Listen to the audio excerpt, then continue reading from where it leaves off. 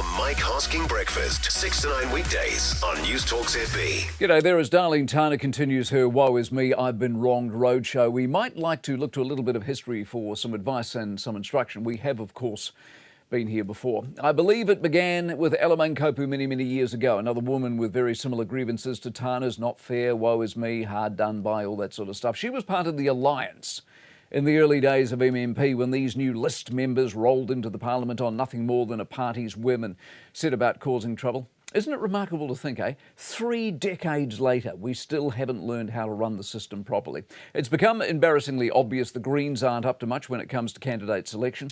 Tana, who got voted for specifically by no one, scraped in 12 on the list, now has the power to just hang about the place and cause who knows how much trouble, and paid for, of course, by us. Meantime, the party who could do something aren't, for reasons only they can try to explain. They can't contact her, they won't release the report we paid for, they won't tell us how much it cost at the end of the day.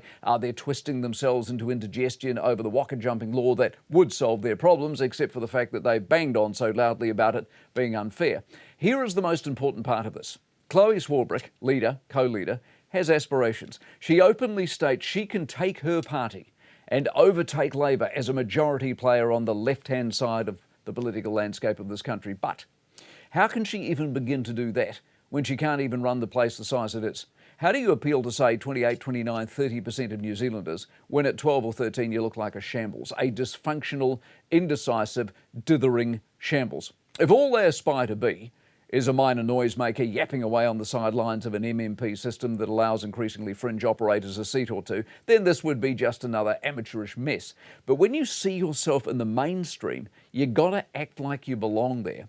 And small clue, this isn't it. The Mike Hosking Breakfast, 6 to 9 weekdays on Newstalk ZB.